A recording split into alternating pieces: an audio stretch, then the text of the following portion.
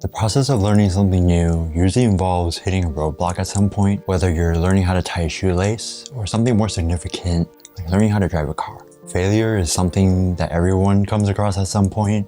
It's an ordinary part of life, yet so many times we don't treat it that way. Too many times in life when we're trying to do or learn something new, we come across a tough situation, we think it won't work out, and we choose to give up. So in this video, I want to go over the idea of failing upwards, developing a growth mindset, and tips and methods to practice that mindset. I'm going to be going over a couple of different tips, so I'll put the timestamps in the bottom corner somewhere over here. So feel free to jump around, but I would also really appreciate it if you watched it all the way through. Let's get started.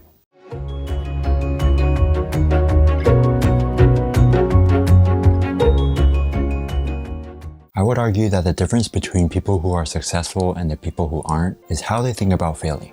And to say it simply, the idea of failing upwards is essentially learning how to develop a growth mindset. And I think it's one of the most transformative skills that we can develop in life. Developing this is actually pretty simple. It involves looking at failure as an opportunity to learn and grow from. And most likely this isn't your first time hearing this, but I feel as though we need to be constantly reminded because the emotions and disappointment we feel when hitting a roadblock can be very powerful. And our natural reaction to it is to think that what we're doing isn't right, so we automatically want to give up and move on to the next thing. But rather than looking at everything as a disappointment or something that you can't come back from, we need to learn to look at the silver lining of our failures to see if we can learn anything from it. Most of the time, if you look hard enough, you can find some aspect from that experience that you can learn from, or something that you know you can change the next time you tackle that task.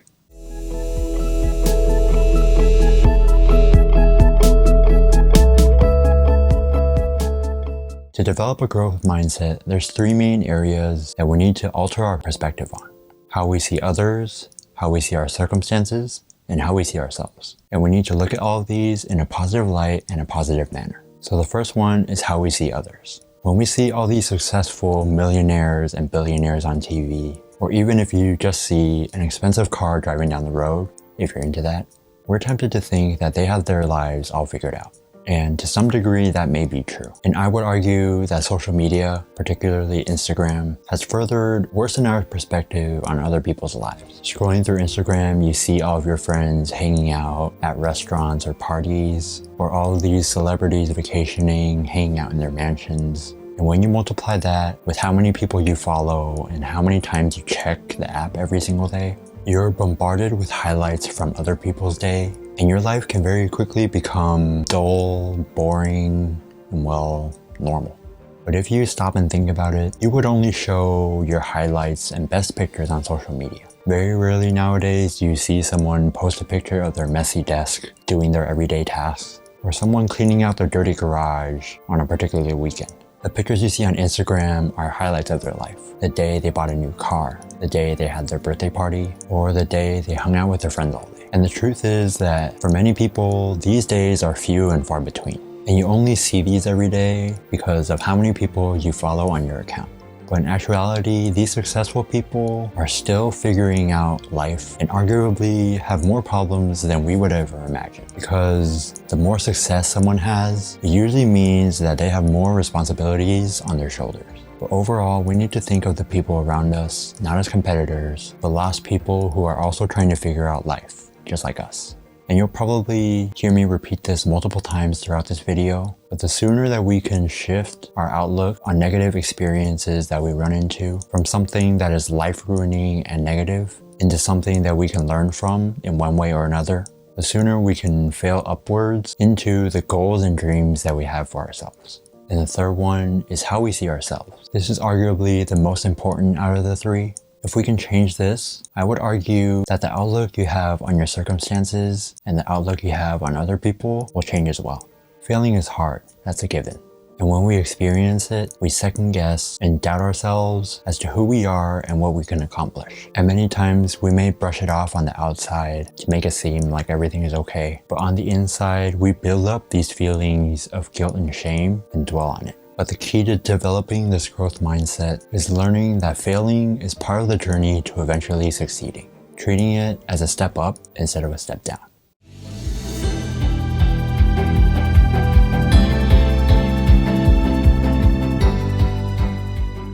And next, I want to go through a couple of ways and practices that we can implement into our own lives to practice this growth mindset. And the first one is embracing your imperfections. So many of us naturally assume that we're going to be automatically an expert at doing new things. And it usually comes in the way of overestimating what you're actually able to accomplish. But the faster that we accept that we're imperfect, and usually accomplishing something isn't going to be an overnight success, the sooner that we can embrace our imperfections and embrace a realistic expectation of what our journey to success is going to be like. Think back to when you were a kid and you made a mistake or ran into a roadblock. At that point in time, you might have thought that this is going to take forever, or when is this ever going to be over? But looking back now, how long was forever? Do you even remember what you were complaining about back then? The hurdle that you couldn't jump over and were complaining about back then, whether it was a big one or a small one, is probably something that you don't even remember now. Now think about the stage you are right now as a place where you were complaining back when you were a child. And my point being that many of the challenges that you run into right now are probably things that you're going to be struggling to remember 5 to 10 years from now. Think of life as a marathon and think of failure as a break or a rest stop. You can either take a break at the rest stop, decide you're too tired to continue and quit, or you can stop at the rest stop, get a sip of water, maybe get a snack, and continue on your way to finish the race. We will never know all the facts, so it's impossible to get everything right every single time. The most important thing is that we grow and learn from our mistakes. Everything in life eventually passes. That includes failure as well. So the best thing we can do for ourselves is learn from them and move on. The second method is discovering who you are. I strongly believe that you will be much better off in life if you take the time to learn and accept who you are as an individual. Figure out what your strengths are, what your weaknesses are, what you like, what you don't like, what you want to accomplish in life. And only then can you set a reasonable and accurate course for how you are going to get where you want to be in life. And I'm talking about really taking the time to think deeply or journal about these things and taking time to ask yourself these questions and answer honestly. Are there problems that you have that you've never admitted to yourself that you had? Think about times that you were successful and how that impacted you, and also think about times you failed and how that impacted you. Are the things that you're doing now setting the course to where you want to be in 5 to 10 years? And if not, what are you going to do to change it? Try to answer these questions for yourself, not taking into consideration what your friends would think of you or what your family would think of you. Discover who you are as an individual. Truly knowing and accepting who you are allows you to more easily accept the results next time you run into failure. You'll either relate it back to a weakness that you've already admitted to yourself that you have, so you know what you need to work on, or it might be something that you've never known about yourself before, in which case you can just add that to your list of weaknesses and work on improving that as well. And the third way is to don't worry about approval. This is something that I've recently realized, and to be honest, it does sound a little harsh, but people don't care as much about you or about your life as much as you think they do. And at first, it might sound like your friends don't care about you, but that's not it.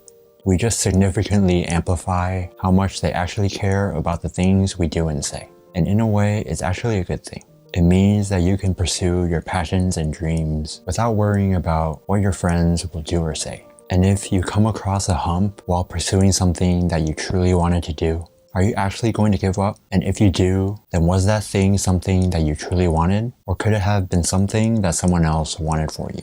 And the fourth and final method is accept who you are. Accepting your flaws is powerful when developing a growth mindset, and I think it's vital when trying to make a change within ourselves. But it's not always easy. In fact, at times, it's extremely hard. For me at least, it involved digging into bad habits that I've had for years and deciding that I had to do something to change it in order for me to grow and attack my next stage of life. But because I have accepted that, I can create and implement a plan to tackle that bad habit and overcome it. And hopefully a few months from now, I can look back and say that it was all worth it. But yeah, I feel like I might be repeating myself here, but knowing and accepting who you are, both your strengths and weaknesses, and realizing that there is no one in the world who has the combination of traits that you have is very powerful on your road to success. In the end, failure is a natural part of life and something that we can never avoid. So the only thing that we can control is how we react after we come across that failure. It's never fun, but also realize that it's temporary. And I want to leave you with one final thought. Failure is a choice. We can choose to temporarily fail, pick ourselves back up, and keep going, or permanently fail and just give up. What will you choose? That being said, this has been a more mellow video. Hopefully it gave you insight or motivated some of you to learn how to fail the right way. And if you made it to the end, you clearly didn't find me too boring, so it would mean a lot if you click the red subscribe button down below. But that's been it for this one. Thank you so much for watching, and I'll see you very soon in the next video.